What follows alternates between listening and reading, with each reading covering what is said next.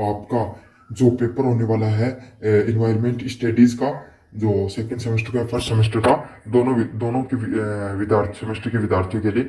तो इसमें environment studies का जो पेपर होता है आपका वैल्यूएटेड कोर्स का, उससे संबंधित मैं महत्वपूर्ण क्वेश्चन आपको कराने वाला हूँ, एमसीक्यू जो बार बार एग्जाम के अंदर रिपीट होने वाले हैं। तो ये आपका कंप्लीट रिवीजन का एक वन शॉट वीडियो होने वाला है, जिसमें आपको यूनिट फर्स्ट का, यूनिट सेकंड का, यूनिट थर्ड का और यूनिट फोर का रिवीजन मैं आपको इसी वीडियो के अंदर आपको करवाने वाला हूँ इन्वायरमेंट स्टडीज से संबंधित। तो बहुत महत्वपूर्ण वीडियो का, इसमें आपको थ्योरी भी करवाऊंगा मैं, साथ के साथ आपको इसमें देखने को मिलेंगे इंपॉर्टेंट एमसीक्यू भी। तो ऐसा ही नहीं कि सिर्फ एमसीक्यू बता बता के चला जाऊंगा, थ्योरी भी मैं आपको करवाने वाला हूँ। समझ में आ गया? और आपको अन्य जो वीडियो है उनके लिंक वो डिस्क्रिप्शन में मिल जाएंगे आपको। पहले वाला पर्सन है environment studies in the study of. तो इन्वायरमेंट जो स्टडी होती है, पर्यावरण का अध्ययन होता है, ये किसके अध्ययन से संबंधित होता है?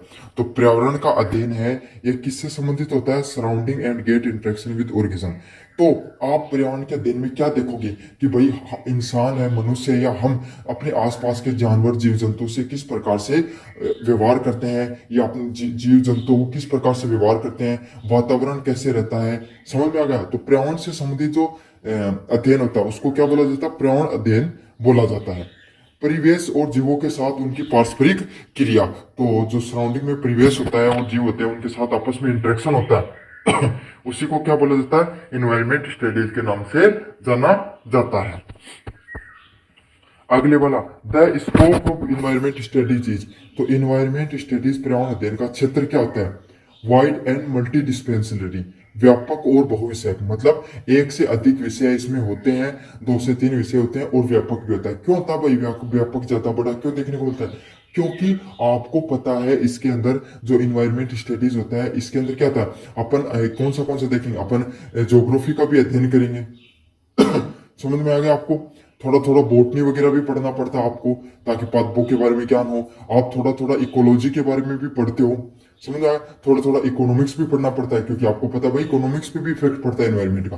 तो एक से अधिक है जो विषय है इससे जुड़े रहते हैं इन्वायरमेंट स्टडी से संबंधित। तो इसका वाइड एंड मल्टी डिस्पेंसरी इसका क्षेत्र होता है, जिसमें क्या इकोनॉमिक्स, इथिक्स, सोशियोलॉजी और सोशल साइंस से ये सारे विषय जुड़े होते हैं।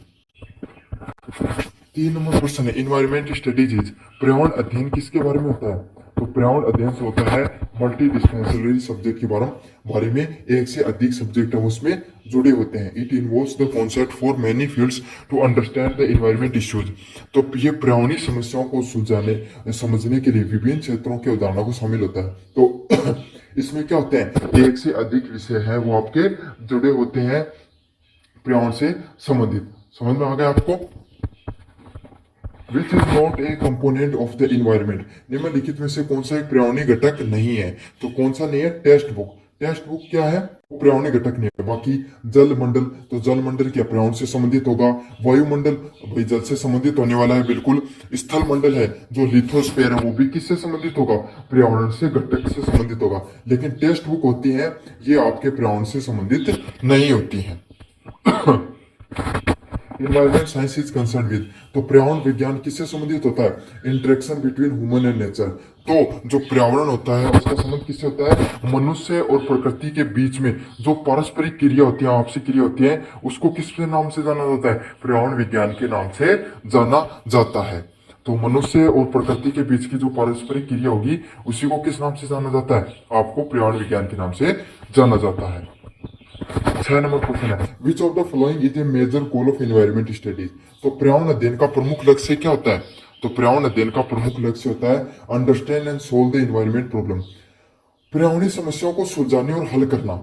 समझ आ गया? तो पर्यावरण से संबंधित जो समस्याएं होती हैं उनको समझना और सुलझाने से संबंधित क्या होती है? आपको भाई पर्यावरण अध्ययन होता है। तो जैसे कि भाई इन्वायरमेंट में ग्लोबल वार्मिंग बढ़ रही है, पोल्यूशन बढ़ रहा है, तो इन सब चीजों को सुलझाने और समझाने का काम, मतलब इन सब चीजों को समझना कि भाई कैसे कैसे जो इन्वायरमेंट उस पर आपकी पर्यावरणीय जो समस्याएं हैं उनको समझाना कि भाई कैसे टेम्परेचर बढ़ रहा है, कैसे ग्लोबल वार्मिंग बढ़ रही है, कैसे अपना जो पोल्यूशन है उसको बढ़ रहा है। तो इन सब चीजों को समझेंगे और किसी चीज को आप समझते हो तभी तो उसको सुलझाने का प्रयास कर सकते हो। तो यही है understand and solve the environment problems. Environment studies helping, तो पर्यावरण अध्ययन किसमें मदद करता है? तो पर्यावरण अध्ययन है वो मदद करता है सतत विकास में, सस्टेनेबल डेवलपमेंट में इसका पर्यावरण अध्ययन आपको मदद करता है। सस्टेनेबल डेवलपमेंट कौन से होते हैं? सभी लोगों को समान रूप से क्या हो, विकास हो। जैसे आपके जो आपका समाज उसमें देखते हो, कुछ लोग क्या होते हैं, गरीब होते हैं, कुछ लोग अमीर होते हैं, कुछ लोग शारीरिक रूप से कमजोर होते हैं, तो सभी लोगों का डेवलपमेंट देखने को मिले। क्यों? कुछ लोग है संसाधनों का बहुत ज्यादा उपयोग करते हैं। समझ भाई, ऐसे समझो, एक उदाहरण देकर समझाऊं मैं। किसी इंसान के पास 5 बीघा खेत है और एक इंसान के पास 500 बीघा खेत है, तो पानी जो मोटर से चलाता है तो कौन सा ज्यादा यूज करेगा? 500 बीघा वाला ज्यादा यूज करने करेगा, 5 बीघा वाला कम करेगा। समझा गया? तो पर्यावरण को पोल्यूशन कौन कर रहा है? 500 बीघा वाला। लेकिन जब पर्यावरण पे बाढ़ वगैरह आती है, प्राकृतिक आपदा आती है, अकाल आ गया, बाढ़ आ गई, या फिर ऐसा लो वर्षा ने कम हुई, तो इस पे क्या 500 वाले पर भी उतना इम्पैक्ट पड़ता है, 5 बीघा वाले पर भी उतना ही इम्पैक्ट पड़ता है, पर समान रूप से ही प्रभाव पड़ता है। तो यही होता है आपका कि सतत विकास, सस्टेनेबल डेवलपमेंट से संबंधित होता है पर्यावरण अध्ययन को। The need for environmental education arise because, पर्यावरण शिक्षा की आवश्यकता क्यों होती है? पर्यावरण शिक्षा की आवश्यकता क्यों होती है? To protect and improve the environment, पर्यावरण की रक्षा और सुधार करने से संबंधित होती है पर्यावरण शिक्षा। तो आप इन्वायरमेंट एजुकेशन को क्यों पढ़ना चाहिए? ताकि आप अगर कोई भी बच्चों को बालकपन में, बचपन में आप ये समझा दो कि पर्यावरण की रक्षा क्यों करनी चाहिए, तो क्या हो जाएंगे, वो बचपन से ही सजग हो जाएंगे पर्यावरण को बचाने के लिए। तो समझ में आ गया आपको? प्रोटेक्ट और इम्प्रूवमेंट के लिए आपको, इन्वायरमेंट के लिए आपको क्या करना चाहिए? पर्यावरण की रक्षा को सुधार के लिए प्रयास करने चाहिए। तो इसका सही आंसर क्या होने वाला है? ऑप्शन नंबर सी है, आपको पर्यावरण की रक्षा और सुधार के लिए पर्यावरण शिक्षा की आवश्यकता होती है। द टर्म इकोलॉजी मीन्स, तो इकोलॉजी शब्द किसने दिया है? तो इकोलॉजी शब्द दिया है वो आपको पता है अर्नेस्ट हेकल के द्वारा दिया गया है। तो किसके द्वारा दिया गया है? अर्नेस्ट हेकल के द्वारा किसका शब्द दिया गया है? इकोलॉजी शब्द का दिया गया है। तो इकोलॉजी शब्द किसने दिया है? अर्नेस्ट हेकल के द्वारा दिया गया है। समझ में आ गया आपको? अर्नेस्ट हेकल ने ही जो इकोलॉजी शब्द उसको डिस्कवर किया था, उसको बताया था। On the basis of principle of environment studies, तो पर्यावरणीय अध्ययन का एक मूल सिद्धांत क्या होता है? तो पर्यावरणीय अध्ययन का एक मूल सिद्धांत क्या होता है? इंडिपेंडेंस ऑफ ऑल कंपोनेंट, सभी घटकों की पारस्परिक निर्भरता ही क्या कहलाती है? पर्यावरण अध्ययन के मूल सिद्धांतों से संबंधित होती है। तो सारे के सारे घटक हैं, जैसे कि जो भाई, अगर आप एक बहुत छोटा सा उदाहरण देके बताऊं, अगर आप ज्यादा पर्यावरण को नुकसान पहुंचाओगे तो इससे प्राकृतिक आपदा आएंगे, प्राकृतिक आपदा आएंगे तो इंसानों को नुकसान पहुंचेगा, और इंसान किसको? पर्यावरण को नुकसान पहुंचे। तो सभी चीजें हैं, सभी घटक वो आपसे एक दूसरे से जुड़े हुए होते हैं। तो पर्यावरण अध्ययन का ये होता है, सभी घटकों की पारस्परिक निर्भरता रहती है एक दूसरे के ऊपर। 11 नंबर प्रश्न, एनवायरमेंटल एजुकेशन हेल्प इन, तो एनवायरमेंटल एजुकेशन वो किस चीज में हेल्प करती है? अंडरस्टैंड द इन्वायरमेंटल इश्यूज, तो ये पर्यावरणीय मुद्दों को समझने में हेल्प करती है आपकी इन्वायरमेंट एजुकेशन। तो भाई, अगर आपको इन्वायरमेंट एजुकेशन में क्या क्या पढ़ाया जाता है कि भाई ग्लोबल वार्मिंग कैसे हो रही है, पोल्यूशन कैसे बढ़ रहा है, क्लाइमेटिक और डिजास्टर कैसे आते हैं, फ्लड्स कैसे आती हैं, आपको अर्थक्वेक्स कैसे आते हैं, और आपका लैंडस्लाइड्स क्यों होता है, अवलांच कैसे आता है। समझ में आ गया? तो ये सब चीजें हैं जो डिजास्टर हो गया, मैनेजमेंट हो गया, इन्वायरमेंट का इम्पैक्ट होता है, ये सब चीजें कहां पर सीखते हैं अपन? इन्वायरमेंट एजुकेशन में सीखते हैं। Environment awareness is necessary to, तो पर्यावरण जागरूकता क्यों जरूरी होती है? तो क्यों जरूरी होती है पर्यावरण जागरूकता? प्रोटेक्ट द नेचुरल रिसोर्सेज, प्राकृतिक संसाधनों की रक्षा के लिए जो आपकी जो पर्यावरणीय जागरूकता वो जरूरी होती है। तो इसका सही आंसर क्या होने वाला है? ऑप्शन नंबर बी है वो सही आंसर होने वाला है। आपको जो प्राकृतिक संसाधन की, आपके जो प्राकृतिक संसाधन है उनकी रक्षा के लिए आपको जो आपके नेचुरल रिसोर्सेज हैं उनको रक्षा करनी होती है। Which of the following is a method to spread the environmental awareness, तो निम्नलिखित में से कौन सा पर्यावरणीय जागरूकता फैलाने का एक तरीका होता है? तो कौन सा होता है? आप जन रैलियां फैला सकते हो, पर्यावरण से संबंधित अभियान और कर सकते हो, विद्यालय शिक्षा में बढ़ावा दे सकते हो। तो उपयुक्त सभी के सभी सभी चीजों का आप प्रयोग करके क्या कर सकते हो? पर्यावरणीय शिक्षा उसको बढ़ावा दे सकते हो। समझ में आ गया आपको? जन रैलियां कर सकते हो, पर्यावरण से संबंधित आपको कैंपेन कर सकते हो, और विद्यालय शिक्षा को बढ़ावा दे सकते हो। 14 नंबर प्रश्न, इन्वायरमेंट एजुकेशन शुड बी, तो पर्यावरण शिक्षा कैसी होनी चाहिए? सभी स्तरों पर अनिवार्य रूप से होनी चाहिए, कंपल्सरी एट ऑल लेवल्स। तो सभी स्तर पर जो प्राणी शिक्षा है वो अनिवार्य कर देनी चाहिए। तभी आप क्या हो सकता है, आपका जो एनवायरमेंट एजुकेशन है वो क्या हो गई, कंपलसरी हो जाएगी। कंपलसरी होगी तो बच्चों को एनवायरमेंट के बारे में ज्ञान होगा और एनवायरमेंट के बारे में अवेयर होंगे, उन्हें पता चलेगा, तो क्या होगा, पर्यावरण संरक्षण के लिए जागरूक होंगे। अब बचपन में बच्चों को आप सिखा देते हो कि भाई हमें पेड़ नहीं काटना चाहिए, पोल्यूशन कम फैलाना चाहिए, तो बच्चे क्या हो, बचपन से ही जागरूक रहेंगे इस चीज के लिए। समझ में आ गया आपको? तो इसीलिए हर स्तर पे इसको अनिवार्य कर देना चाहिए। What is the why is environment awareness is important today? तो आज के समय में पर्यावरण जागरूकता क्यों आवश्यक होती है? तो क्या आवश्यक होती है पर्यावरण जागरूकता? To fight the environment degradation, पर्यावरण गिरावट से लड़ने के लिए। तो आपको पता है पर्यावरण जागरूकता क्यों जरूरी होती है? जो पर्यावरण में गिरावट देखने को मिल रही है उससे लड़ने के लिए आपकी जो पर्यावरण जागरूकता है वो जरूरी होती है। समझ में आ गया आपको? जो आज के समय पर्यावरण में जो आपको कमी धीरे धीरे देखने को मिल रही है इसके लिए। 16 नंबर प्रश्न है, पॉपुलेशन एक्सप्लोशन मिस, जनसंख्या विस्फोट का क्या अर्थ होता है?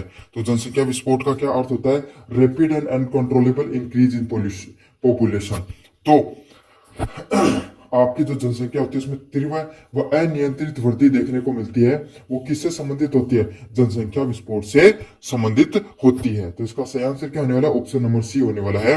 जो आपकी जो जनसंख्या होती है उसमें जो बहुत ज्यादा विस्फोट देखने को मिल रहा है और बहुत तेजी से जो बढ़ रही है उसी को जनसंख्या विस्फोट के नाम से जाना जाता है। Which factor contribute for to pollution exploitation, तो कौन सा जनसंख्या विस्फोट में योगदान देता है? तो कौन सा देता है? बेहतर स्वास्थ्य देखभाल, उच्च जन्म दर, शिक्षा की कमी है। ये सारी चीज किसको बढ़ावा देती हैं? जनसंख्या विस्फोट को बढ़ावा देती हैं। तो कौन सी? आपको अपना हेल्थ केयर उसको इंप्रूव करना है, बर्थ रेट उच्च जन्म दर को इंप्रूव करना है और शिक्षा की कमी को कम करना। तो सभी के सभी चीज किसको? जनसंख्या विस्फोट को देते हैं। क्यों? अगर आपको पता है बेहतर स्वास्थ्य देखभाल होगा अच्छे, तो लोगों की मृत्यु दर कम हो जाएगी, तो क्या हो जाएगा? आपको पता है जनसंख्या विस्फोट बढ़ेगा, उच्च जन्म दर, ज्यादा बच्चे जन्म ले रहे हैं, मृत्यु कम हो रही है, तो क्या होगा? तो जनसंख्या बढ़ जाएगी। शिक्षा की कमी, अब लोगों को अवेयर ही नहीं होगा फैमिली प्लानिंग से संबंधित, बच्चों को लोगों को लगेगा कि भाई ज्यादा बच्चे पैदा करने से आप ज्यादा इकोनॉमिकली बेनिफिशियल रहोगे, तो क्या होगा? तो जनसंख्या बढ़ेगी। तो यही है, अगर तीनों चीजें होंगी तो क्या होगा? जनसंख्या विस्फोट हो सकता है। पर्यावरण पर जनसंख्या वृद्धि का क्या एक प्रभाव होता है? तो one impact of population growth on once environment, तो जनसंख्या पर पर्यावरण वृद्धि का क्या प्रभाव देखने को मिलता है? तो जनसंख्या पर पर्यावरण वृद्धि का आपको क्या प्रभाव देखने को मिलता है? इसका सही आंसर क्या है? ऑप्शन नंबर सी, प्राकृतिक संसाधनों का अत्यधिक उपयोग, over use of natural resources, जो रिसोर्स प्राकृतिक संसाधन होते हैं उसका अत्यधिक उपयोग आपको देखने को मिलेगा। अगर बहुत ज्यादा जो प्राकृतिक संसाधन है उनका एक से अधिक जो बहुत ज्यादा जो आपका क्या होगा, उन प्राकृतिक जो संसाधन है उस पर अधिक से अधिक उपयोग होगा उनका। विच programme is associate with population control in India, तो भारत में जनसंख्या नियंत्रण से संबंधित कौन सा कार्यक्रम है? पर्यावरण कल्याण कार्यक्रम, फैमिली वेलफेयर प्रोग्राम है। वो किससे संबंधित है? आपका फैमिली कंट्रोल से संबंधित है। आपका समझ में आ गया? तो जो पर्यावरण का कल्याण से संबंधित जो कार्यक्रम बनाए गए हैं वो आपके जनसंख्या नियंत्रण से संबंधित होते हैं। 20 नंबर प्रश्न है, over population affect the human health, तो जनसंख्या अधिकता मानव स्वास्थ्य को कैसे प्रभावित करती है? तो कैसे प्रभावित करती है? Causing over crowding and poor sanitation, तो भीड़ और खराब स्वास्थ्य उत्पन्न करना करेगी। और आपको पता है अगर ज्यादा भीड़ होगी, ज्यादा खराब स्वास्थ्य आपको देखने को मिलेगा, तो इससे क्या होगी? अधिक मानव स्वास्थ्य है वो खराब हो सकता है। ह्यूमन राइट्स क्या होते हैं? ह्यूमन राइट्स होते हैं इनहेरिटेंस एंड यूनिवर्सल, जन्म सिद्ध और सार्वभौमिक। तो आपको जन्मजात जो गुण मिलते हैं उसी को क्या कहा जाता है? इनहेरिटेंस के नाम से जाना जाता है। तो ये कैसे होते हैं? इनहेरिटेड एंड यूनिवर्सल हो गए, जन्म सिद्ध होंगे, आपके जन्म से मिलेंगे आपको, और सार्वभौमिक होंगे, हर जगह आपको ये चीजें लागू होंगी। 22 नंबर प्रश्न है, right to clean environment is a part of, स्वच्छ पर्यावरण का हिस्सा का अधिकार किसका हिस्सा है? फंडामेंटल राइट्स का। आपके मौलिक अधिकार होते हैं, आपको क्लीन एनवायरमेंट मिले, आपको स्वच्छ वातावरण है या पर्यावरण आपको मिले, ये आपका क्या होता है? एक फंडामेंटल राइट होता है, जन्म सिद्ध अधिकार होता है। अब आपको कमेंट बॉक्स में बताना है आपके कितने भारतीय संविधान में कुल कितने मौलिक अधिकार दिए गए हैं, और सभी के नाम भी लिख देना कि कौन से मौलिक अधिकार है हमारे। समझ में आएगा? मुख्य मुख्य जो भाग है ना, कितने भाग हैं और उसके उन भागों के क्या क्या नाम है। देखता हूँ आपको कितना जनरल नॉलेज का नॉलेज है। The universal declaration of human right was adopted in, तो मानव अधिकारों का सार्वभौमिक घोषणा कब अपनाई गई, तो कब अपनाई गई 1948 में। Universal declaration of human right was adopted in 1948, तो 1948 में मानव अधिकारों का जो सार्वभौमिक घोषणा है पत्र उसको अपनाया गया। तो इसका सही आंसर क्या होने वाला है, ऑप्शन नंबर बी है वो सही ऑप्शन होने वाला है। Which article of Indian constitution deal with environment, तो कौन सा करता है, आर्टिकल नंबर 21 है वो आपको स्वच्छ पर्यावरण से संबंधित होता है आपका। तो सही आंसर क्या होने वाला, ऑप्शन नंबर बी होने वाला है। 25 नंबर प्रश्न है, human right are essential for, तो मानव अधिकार किसके लिए आवश्यक होते हैं, सामाजिक न्याय से आपके संबंधित होते हैं। ह्यूमन राइट है मानव अधिकार वो सामाजिक न्याय से संबंधित होते हैं।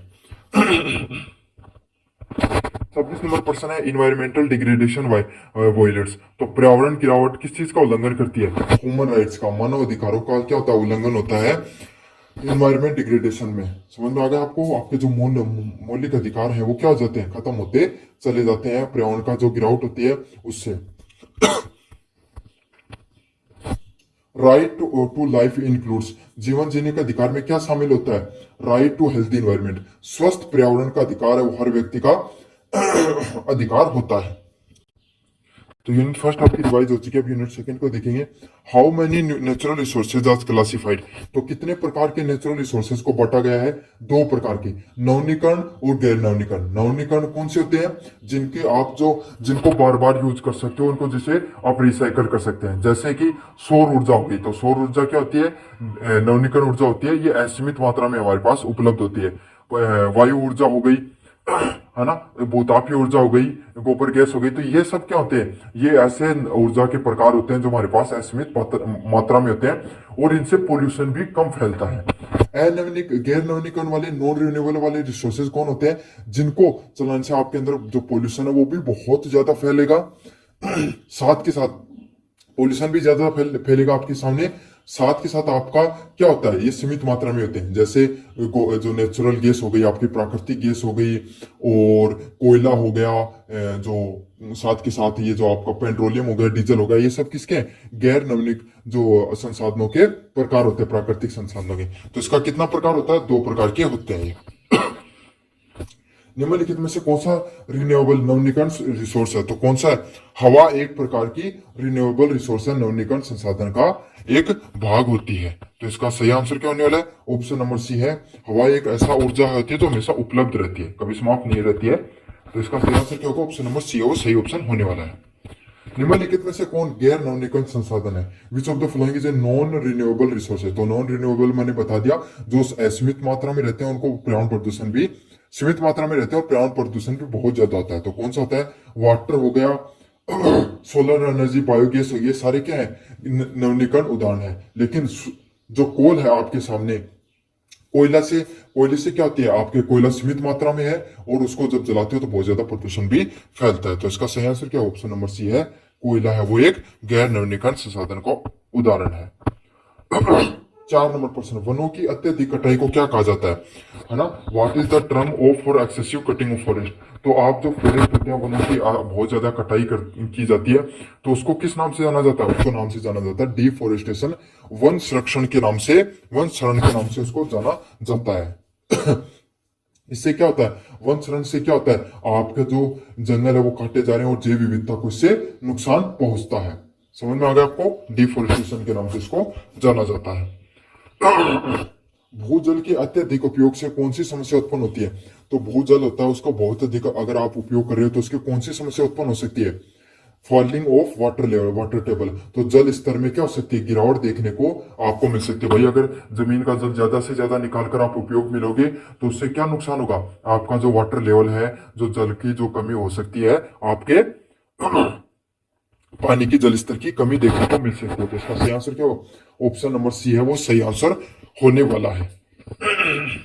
पर्यावरण परिवर्तन में सबसे अधिक योगदान किसका होता है, तो इन्वायरमेंट में जो बदलाव होता है उसमें सबसे अधिक योगदान किसका हो रहा है, what which contribute most to climate change, तो क्लाइमेट चेंज में सबसे अधिक योगदान किसका होता है, जीवाश्म ईंधनों का जलना, बर्निंग ऑफ फॉसिल फ्यूल। तो फॉसिल फ्यूल क्या होते हैं? फॉसिल फ्यूल होते हैं जो बहुत लाखों समय से हमारे जो सारे जो जो पृथ्वी की जो भूतापीय ऊर्जा से बनते हैं। अब कैसे बनते हैं? उससे क्या होता है, आपके जो जो जानवर हो गए वो मर गए, पेड़ कट गए, तो ये सब जो मलबा दब जाता है और काफी प्रेशर के बाद में इसके ऊपर मिट्टी जमती चली जाती है, नीचे चला जाता है, तो बहुत अधिक दबाव के बाद में सीखे होते हैं एक जगह कठोर हो जाते हैं और एक कुछ लिक्विड फॉर्म में बन जाते हैं, कुछ कोयले फॉर्म में बन जाते हैं।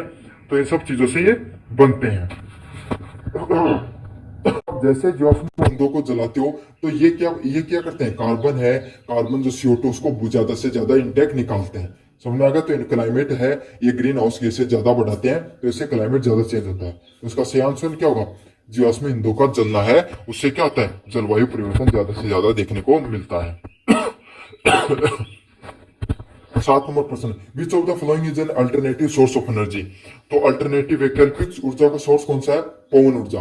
पवन ऊर्जा क्या होती है? एक वैकल्पिक ऊर्जा होती है। डीजल, कोल और पेट्रोलियम ऊर्जा के अलावा आप सोलर ऊर्जा या पवन ऊर्जा का भी प्रयोग में ले सकते हो। आप ये एक वैकल्पिक ऊर्जा के रूप में कार्य करती है। तो इसका सही आंसर क्या होने वाला है? ऑप्शन नंबर सी है वो सही आंसर होने वाला है। 8 नंबर प्रश्न है, वनों के विनाश से कौन सा प्रभाव होता है? Which is the result of forest destruction?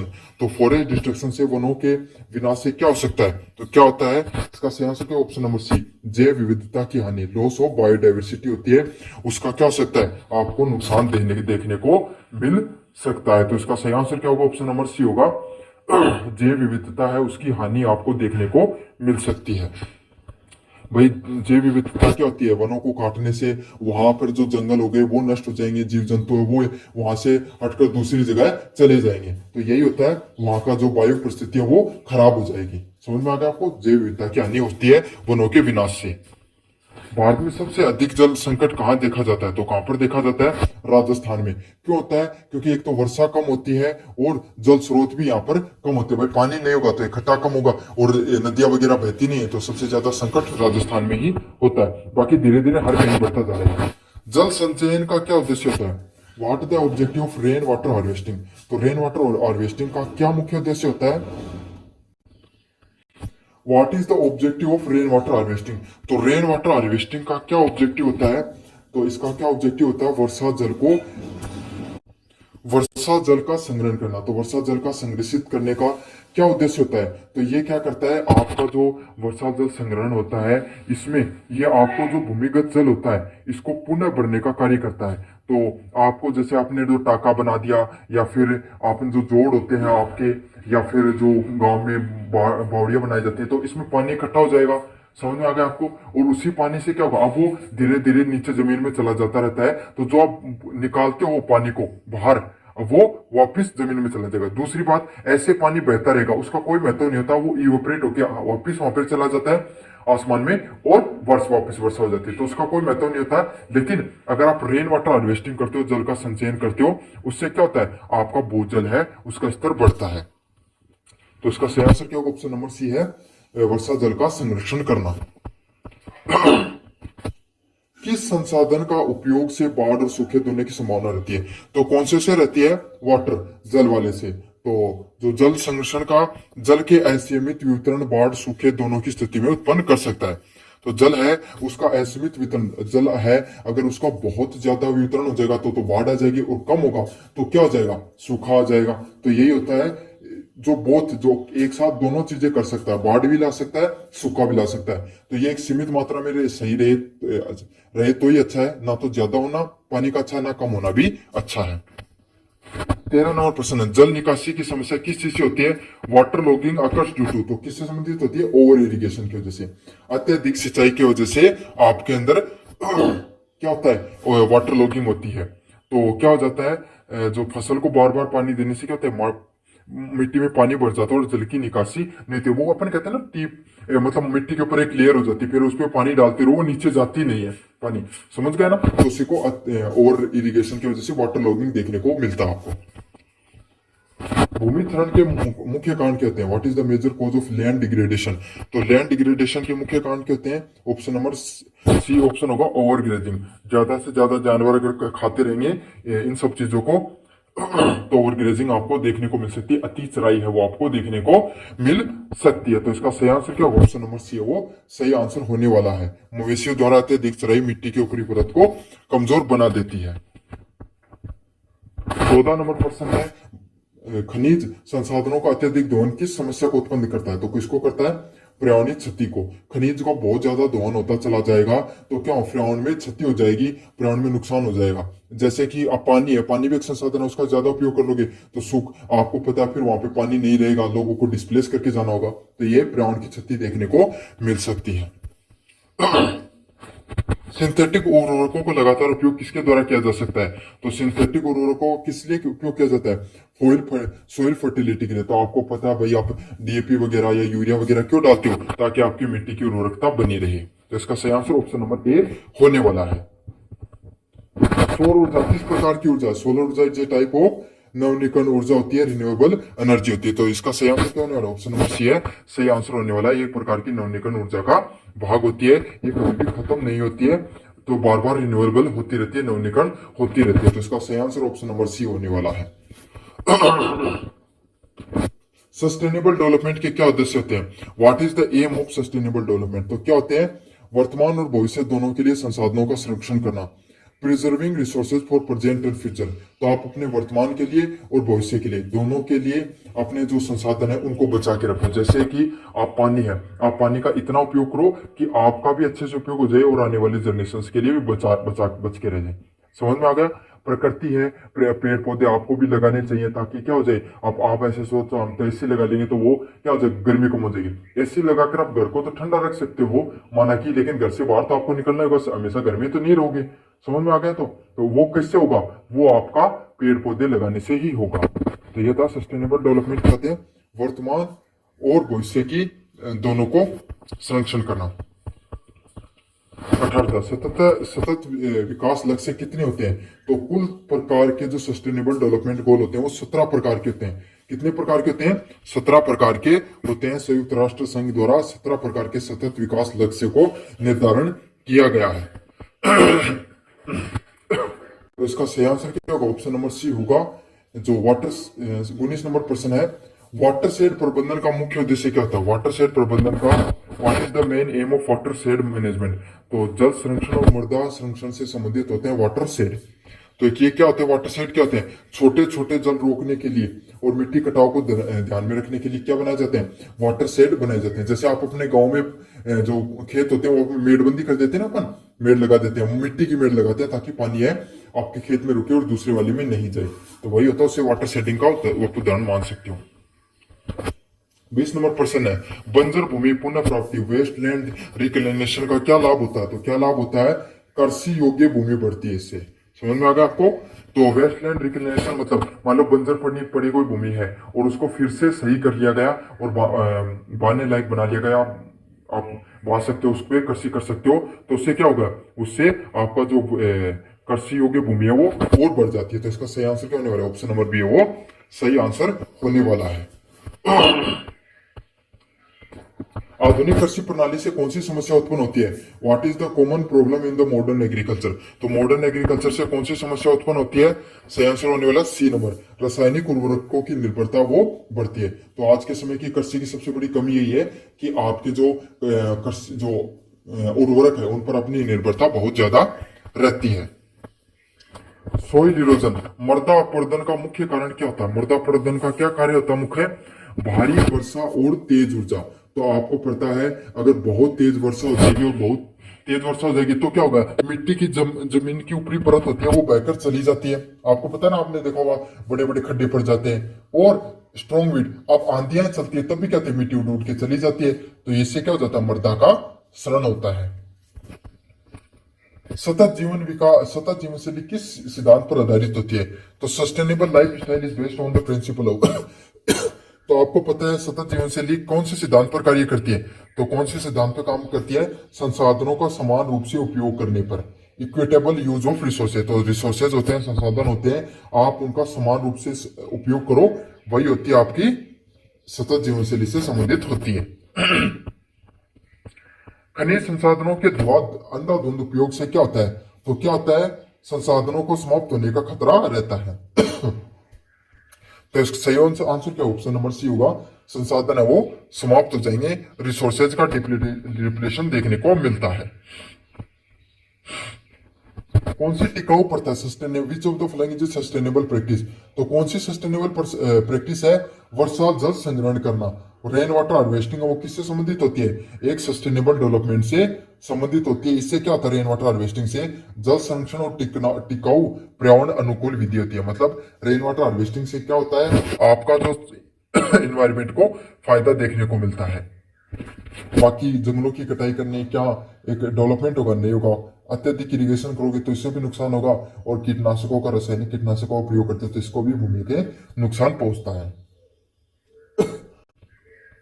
अब पहले नंबर प्रश्न की बात करें, यूनिट नंबर 3 की, पारिस्थितिक तंत्र, इकोसिस्टम का मूल घटक क्या था, what is the basic component of an ecosystem, तो इकोसिस्टम का मूल घटक क्या होता है, तो इसका सही आंसर क्या होना, ऑप्शन नंबर सी होगा, जैव और अजैविक घटक है, बायोटिक एंड एबायोटिक कंपोनेंट है, वो आपको पारिस्थितिक सिस्टम या आपको इकोसिस्टम से संबंधित होते हैं। तो जैविक घटक कौन से होते हैं, जो जैव से संबंधित, जो आपके पर्यावरण से संबंधित जैविक घटक होते हैं। अजैविक घटक कौन से होते हैं, निर्जीव घटक होते हैं, जैसे आपका आप जानवर हो गए, मनुष्य हो गए, ये जैविक घटक में आते हैं।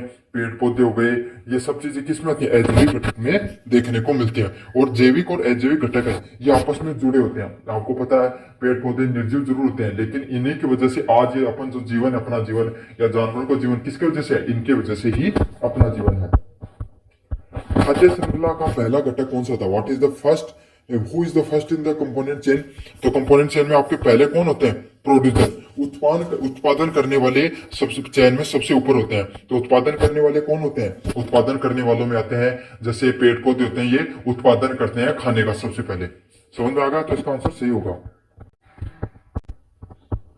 ऊर्जा प्रवाह किस दिशा में होता है, हमेशा ऊर्ध्वाधर, एक दिशा में ऊपर की तरफ होता है ऊर्जा का प्रवाह। किस तरीके से होता है आपको, इसमें वैसे सही आंसर होगा एक दिशा में। पारिस्थितिक तंत्र में कैसे होता है, सूर्य से उत्पादकों की तरफ, तो सूर्य की ऊर्जा वो पेड़ पौधों पर पड़ती है, फिर वो पेड़ पौधों से जो नाद लगता है वो अपन उपभोक्ता अपन खा लेते हैं, उपभोक्ता अंत में उपभोक्ता प्रभावित होती है। फिर अपन जैसे अपन ने खा लिया और अपनी मृत्यु हो गई तो क्या हो जाता है, जैसे कुत्ता वगैरह वो या जानवर उसकी मृत्यु हो गई तो उसको क्या कर लेते हैं, डिकम्पोजर है, ये जो कीड़े मकोड़े हैं या फिर जो चील गिरद वगैरह खा लेते हैं, तो फिर उससे ऊर्जा उनमें चली गई। तो इस प्रकार होता है एक देशीय में, एक दिशा में ऊर्जा उसका प्रभाव देखने को मिलता है। निम्नलिखित में से कौन पारिस्थितिक तंत्र इकोसिस्टम की सर्विस है, तो which of the following is an service of ecosystem, तो इकोसिस्टम की कौन सी है, जलवायु नियंत्रण, क्लाइमेट रेगुलेशन है, वो पारिस्थितिक तंत्र से संबंधित होती है। इसका सही आंसर क्या होने वाला, ऑप्शन नंबर बी वो सही ऑप्शन होने वाला है। भारत में कौन सा पारिस्थितिक तंत्र समुद्री है, तो which of the following is the marine ecosystem in India, तो कौन सा है, इसका सही आंसर क्या होगा, option number D, bay of Bengal, Bengal की खाड़ी है वो मरीन इकोसिस्टम से संबंधित होती है। मरीन इकोसिस्टम क्या होगा, जहां पर भाई आपको समुद्री जो जलवायु पाई जाए उसे मरीन इकोसिस्टम के नाम से जाना जाता है। तो बंगाल की खाड़ी के आसपास ही तो है भाई समुद्र, बाकी हिमालय सुंदरमल डेल्टा के आसपास थोड़ी है। भारत में किस पारिस्थितिक तंत्र में सबसे अधिक जैव विविधता पाई जाती है, which ecosystem of India has the highest diversity, तो कहां पर फॉरेस्ट होंगे वहां पर सबसे ज्यादा क्या होगा, हाईएस्ट बायोडाइवर्सिटी होगा। बायोडाइवर्सिटी क्या होती है, अलग अलग प्रकार के जानवर पाए जाए, पानी जल संरक्षण वगैरह पाए जाए, या जो आपके पेड़ पौधे अलग अलग प्रकार के पाए जाए, उसे बायोडाइवर्सिटी के नाम से जाना जाता है। तो वनों में होगी सबसे ज्यादा जैव विविधता, तो इसका सही आंसर ऑप्शन नंबर सी होने वाला है। 7 नंबर प्रश्न है, जैव विविधता का सबसे आधारभूत प्रकार क्या होता है, तो क्या होता है, अनुवांशिक विविधता, जेनेटिक्स बायोडाइवर्सिटी। तो जैव विविधता में क्या होगा, जेनेटिक हो गया भाई, आपके माता पिता या जानवरों के माता पिता से, उनके भी जो जानवर होते हैं उनसे क्या होते हैं, उनको जेनेटिकली वो सब चीजें देखने को मिलती हैं। तो जैव विविधता क्या होता है, जेनेटिक आधारभूत के आधार पर होती है। 8 नंबर प्रश्न की बात करूं, जैव विविधता की सामाजिक मान्यता किस प्रकार से होती है, तो धार्मिक और सांस्कृतिक महत्व से आपकी सामाजिक मान्यता देखने को मिलती है। रीजनल एंड कल्चरल इंपोर्टेंस होता है आपका जैव विविधता से संबंधित आपका। 9 नंबर प्रश्न है, भारत की जैव विविधता की पुष्टि दृष्टि से क्या माना जाता है, तो जैव विविधता एक मेगा राष्ट्र है, एक migration mega diversity of nation, तो भारत है उसमें सबसे ज्यादा जैव विविधता देखने को मिलती है। क्यों देखने को मिलती है? क्योंकि यहाँ पर बहुत अधिक आपको जानवर देखने को मिलेंगे, अलग अलग प्रकार के पारिस्थितिक तंत्र है। राजस्थान की अलग जलवायु है, कश्मीर की अलग जलवायु है, नॉर्थ ईस्ट की अलग जलवायु है, साउथ की अलग जलवायु है। तो अलग अलग प्रकार की जलवायु है, इसीलिए अलग अलग प्रकार की आपको जैव विविधता देखने को मिलती है। अगले वाले प्रश्न की बात करूं, भारत में जैव भौगोलिक वर्गीकरण की कुल कितनी इकाइयां हैं? तो भारत में how many biogeographical zones are there in India, तो कितने प्रकार के बायो ज्योग्राफिकल जोन है इंडिया में? तो भारत में कुल 12 प्रकार के बायो ज्योग्राफिकल जोन्स पाए जाते हैं। तो कितने पाए जाते हैं? कुल 12 प्रकार के बायो ज्योग्राफिकल जोन्स पाए जाते हैं। रेड डाटा बुक किसके बारे में जानकारी देती है? रेड डाटा बुक है वो किसके बारे में जानकारी देती है? संकटग्रस्त प्रजातियों के बारे में आपको जानकारी देने का कार्य होता है रेड डाटा बुक का। तो इसका सही आंसर क्या होगा? ऑप्शन नंबर बी है वो सही आंसर होने वाला है। संकटग्रस्त प्रजातियों के बारे में जानकारी देती है रेड डाटा बुक। इन सेतु संरक्षण किसका उदाहरण होता है? Which is an example of in Setu conservation, तो कौन सा होता है इसमें से? बी, वाइल्ड लाइफ सेंचुरी, वन्य जीव अभ्यारण्य है वो इन सेतु कंजर्वेशन से संबंधित होता है। तो इन सेतु कंजर्वेशन क्या होता है? जहां पर जानवर हो गए, पेड़ पौधे हो गए, इनको संरक्षित करके रखा जाता है, उसको इन सेतु कंजर्वेशन के नाम से जाना जाता है। जैव विविधता का सबसे बड़ा खतरा है, what is the biggest threat to biodiversity, तो कौन सा खतरा होता है? अर्बनाइजेशन, शहरीकरण से क्या होता है? शहरीकरण से आपको पेड़ पौधे काट दिए जाते हैं, बड़ी बड़ी इमारतें बना दी जाती हैं, तो बायोडाइवर्सिटी होती है, जैव विविधता होती है, उसको सबसे ज्यादा खतरा उन्हीं से होता है। 14 नंबर प्रश्न है, हॉट स्पॉट किसे कहते हैं? What are the biodiversity hotspot, तो कौन से होते हैं हॉट स्पॉट? कहां पर होते हैं? जहां पर सबसे अधिक जैव विविधता देखने को मिलती है। तो इसका सही आंसर क्या ऑप्शन नंबर बी होगा, जहां पर सबसे ज्यादा जैव विविधता हो देखने को मिलेगी, जहां पर सबसे ज्यादा जीव जंतु जानवर आपको देखने को मिलेंगे, उसी को क्या कहा जाता है? आपको हॉट स्पॉट के नाम से जाना जाता है। तो सही आंसर क्या ऑप्शन नंबर बी होगा, ऐसे क्षेत्र जहां पर जैव विविधता सबसे अधिक देखने को मिलती है उसी को हॉट स्पॉट के नाम से जाना जाता है। 15 नंबर प्रश्न है, इन सेतु संरक्षण का क्या उदाहरण है? तो इन सेतु का संरक्षण का क्या उदाहरण है? Which is an example of in Setu conservation, तो इन सेतु कंजर्वेशन का क्या उदाहरण होते हैं? सही आंसर ऑप्शन नंबर सी होगा, बीज बैंक। सीड बीज बैंक होंगे वो इन सेतु कंजर्वेशन का उदाहरण होंगे। तो इसमें क्या होता है? प्राकृतिक आवास के बाहर संरक्षण किया जाता है, जैसे बीज बैंक हो गए, चिड़ियाघर हो गए, इन सेतु का। क्यों? क्योंकि यहाँ पर जो बीज बैंक होते हैं इनमें जो भाई पेड़ पौधे होते हैं, डेंजर प्रजातियां होती है, उनके बीजों को बचा कर रखा जाता है। तो पर्यावरण क्या हो रहा है? यहाँ पर बच रहा है ना, तो यही होता है। जहां पे पर्यावरण संरक्षण की बात हो वही इन सेतु कंजर्वेशन से संबंधित होगा। अगले वाला प्रश्न है, कौन सी सेवा पारिस्थितिक तंत्र के विनियामक सेवा रेगुलेटिंग सर्विसेज के रूप में मानी जाती है? तो कौन सी मानी जाती है इसमें से? ऑप्शन नंबर सी होगा, जलवायु नियंत्रण। क्लाइमेट रेगुलेशन है, जलवायु नियंत्रण है, वो किससे संबंधित होती है? रेगुलेटिंग सर्विसेज के रूप में मानी जाती है आपके पारिस्थितिक तंत्र में। तो इसका सही आंसर क्या होने वाला है? ऑप्शन नंबर सी है वो सही ऑप्शन होने वाला है इसका। 17 नंबर प्रश्न है, निम्नलिखित में से कौन एक प्राथमिक उपभोक्ता primary consumer, which of the following is an primary consumer, तो कौन सा होता है? डियर, जो हिरन होती है वो एक क्या होती है? प्राइमरी कंज्यूमर होती है। तो जो सीधे आपके पेड़ पौधों पर निर्भर रहे वही प्राइमरी कंज्यूमर की आपकी श्रेणी में आते हैं। तो इसका सही आंसर क्या होगा? ऑप्शन नंबर बी होगा, डियर है, हिरन है, वो प्राइमरी कंज्यूमर की प्राथमिक उपभोक्ता की श्रेणी में आती है। 18 नंबर क्वेश्चन है, पारिस्थितिक पिरामिड का शीर्ष स्तर कौन सा होता है? What are the top level of ecological pyramid, तो शीर्ष जो शिकारी होते हैं, टॉप प्रीडेटर्स होते हैं, जो शिकार करने वाले होते हैं, वही क्या आते हैं? सबसे ऊपर स्तर पे आते हैं। आपको पता है जो गिर्द वगैरह हो गए, जिनका प्रकृति से कोई शत्रु नहीं होता है, जैसे शेर वगैरह हो गए, तो ये किस में आते हैं? आपके शीर्ष स्तर पर आते हैं। जैव विविधता का विक्रय मूल्य ऑप्शन वैल्यू क्या दर्शाता है? What does the option value of biodiversity indicate, तो क्या दर्शाता है इसमें? यह दर्शाता है भविष्य का उपयोग की संभावना। तो potential use of potential future use, भविष्य में उपयोग की संभावना किसकी दिखाई जाती है? आपकी जैव विविधता के विकल्प मूल्य के रूप में दिखाई जाती है।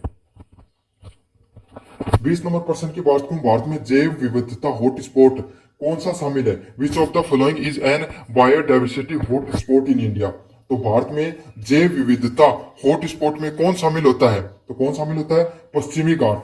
पश्चिमी घाट है वो हॉट बायोडाइवर्सिटी हॉट स्पॉट के रूप में पाए जाते हैं। तो इसका सही आंसर क्या होगा? ऑप्शन नंबर बी होगा। वेस्टर्न घाट्स हैं वो बायोडाइवर्सिटी हॉट स्पॉट के रूप में जाने जाते हैं उनको। 21 नंबर प्रश्न है, जैव विविधता के लिए सबसे बड़ा खतरा कौन है? तो कौन होते हैं?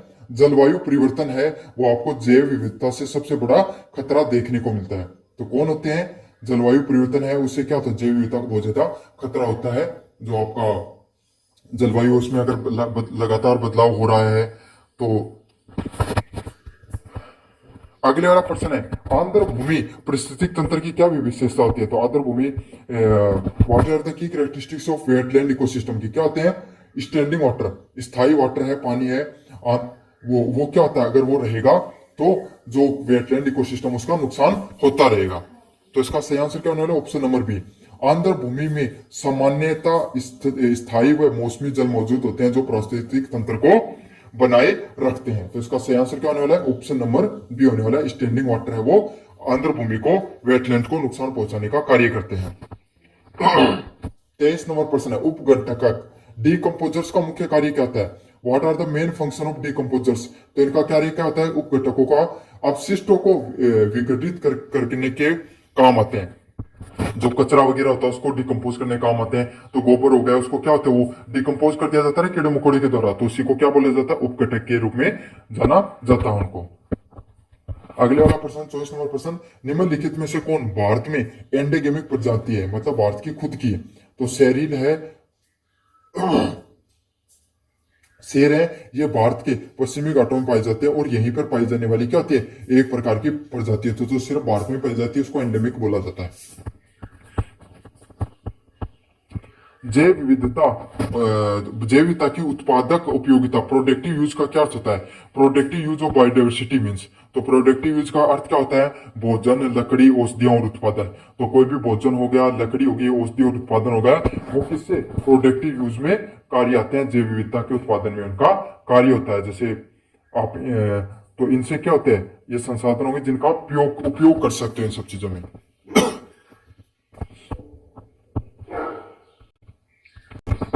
वायु प्रदूषण का मुख्य कारण क्या होता है? What is the main cause of air pollution? तो एयर पोल्यूशन का मुख्य कारण क्या होता है? औद्योगिकरण, इंडस्ट्रियलाइजेशन।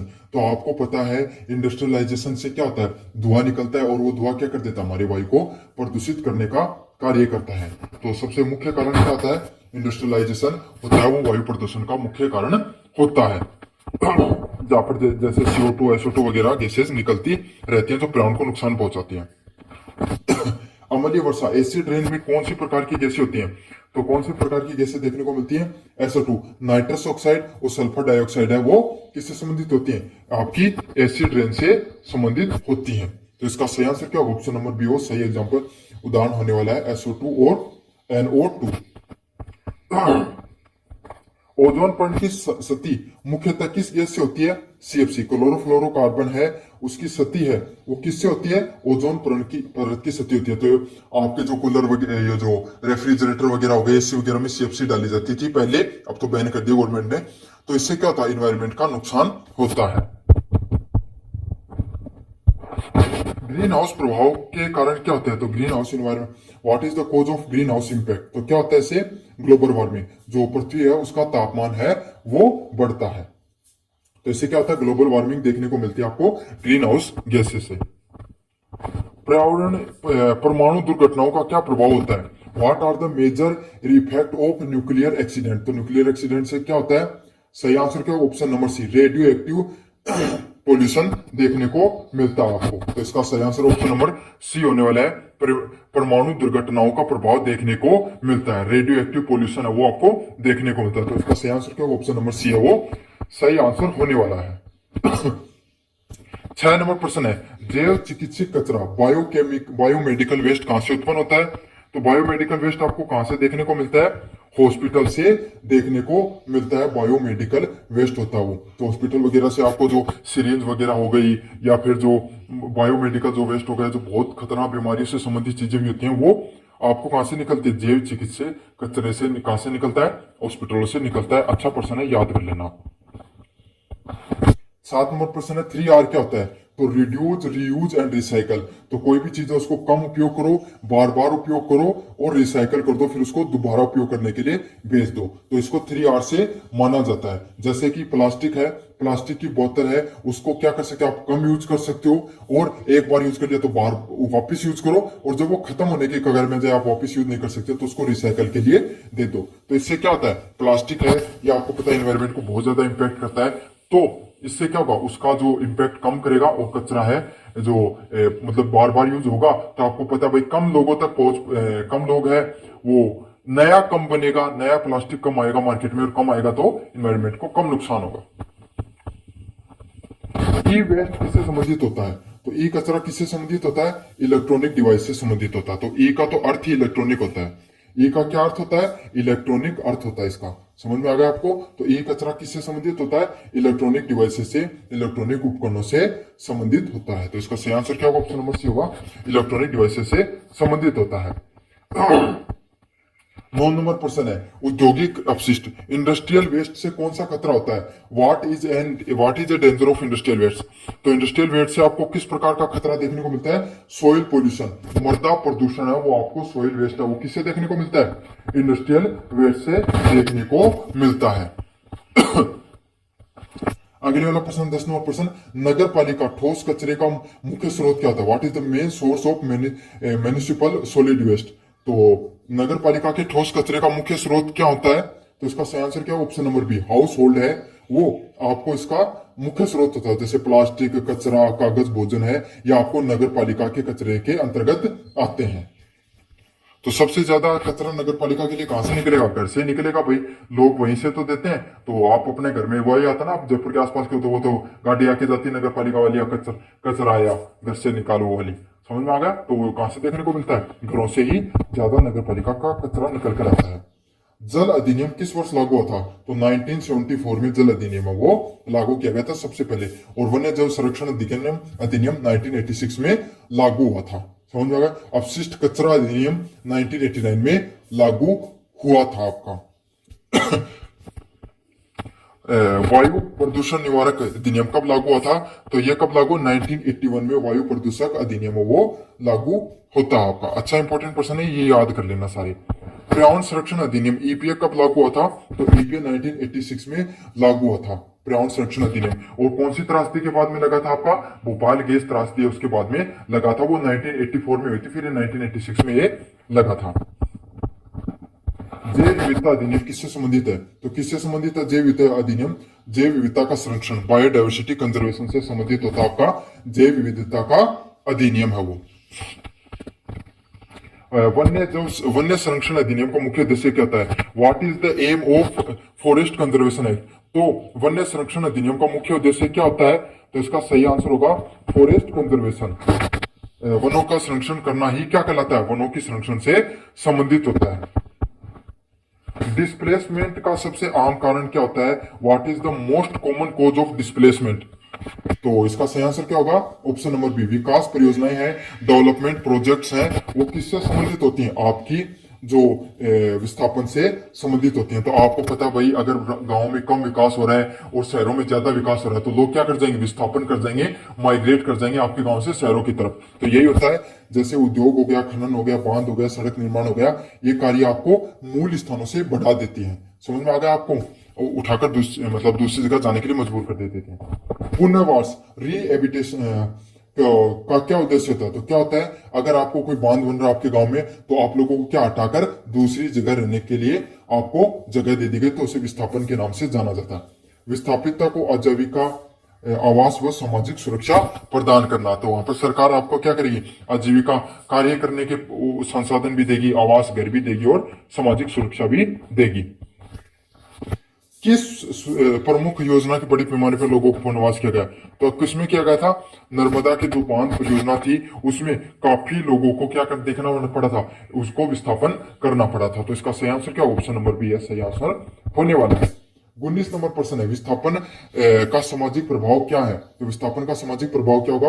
ऑप्शन नंबर बी, सामाजिक अस्थिरता है वो देखने को मिलती है आपको विस्थापन के प्रभाव से। तो इसका सही आंसर क्या होने वाला है? ऑप्शन नंबर बी सही आंसर होने वाला है। विकास नुमा पर्यावरण सबसे बड़ा द्वंद कहां देखने को मिलता है? तो जल विद्युत जो हाइड्रो इलेक्ट्रिसिटी जो प्रोजेक्ट होते हैं, यहाँ पर विकास और पर्यावरण, तो पर्यावरण को नुकसान भी पहुंचता है हाइड्रो इलेक्ट्रिसिटी से, साथ के साथ विकास भी होता है, लोगों का डेवलपमेंट भी होता है। तो इसमें काफी लोग इसके सपोर्ट में थे, काफी लोग इसके विरोध में थे। सबसे बड़ा उदाहरण यहीं पर देखने को मिलता है आपको। जलवायु परिवर्तन का कारण व कौन सा प्रभाव देखने को मिलता है जलवायु परिवर्तन से? तो कौन सा देखने को मिलता है इसमें आपको? समुद्र स्तर में, समुद्र में पानी के स्तर में वृद्धि है, वो जलवायु परिवर्तन का सबसे बड़ा स्तर है, वो आपको देखने को मिलता है। तो इसका सही आंसर क्या होने वाला है? ऑप्शन नंबर बी होता है। और अगर स्तर बढ़ेगा तो तटीय क्षेत्र होते हैं आसपास के जो होते हैं, वो कहा जा रहा है 2047 तक लगभग बहुत से बड़े बड़े शहर है वो समुद्री स्तर बढ़ने से क्या हो जाएंगे? डूब जाएंगे। ग्लोबल वार्मिंग से जो स्तर है वो बढ़ रहा है, क्योंकि ग्लेशियर्स पिघल रहे हैं। परमाणु होलोकॉस्ट का क्या अर्थ होता है? What does the nuclear Holocaust means? तो क्या होता है? परमाणु हथियारों का व्यापक विनाश। तो परमाणु हथियारों की वजह से जो विनाश फैलता है उसको किस नाम से जाना जाता है? परमाणु होलोकॉस्ट के नाम से जाना जाता है। अगले वाला प्रश्न है, ध्वनि प्रदूषण का मुख्य कारक क्या होता है? तो क्या होता है? औद्योगिक मशीनें और यातायात है, वो किससे संबंधित होता है? आपका ध्वनि प्रदूषण से संबंधित होता है। तो इसका सही आंसर क्या होने वाला? ऑप्शन नंबर सी है वो सही आंसर होने वाला है।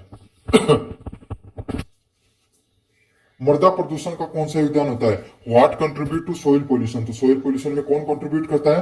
रासायनिक उर्वरक और फर्टिलाइजर्स होते हैं, वो आपके क्या करते हैं? मृदा प्रदूषण में आपका योगदान देते हैं। तो इसका सही आंसर क्या होगा? ऑप्शन नंबर बी है वो सही आंसर होने वाला है।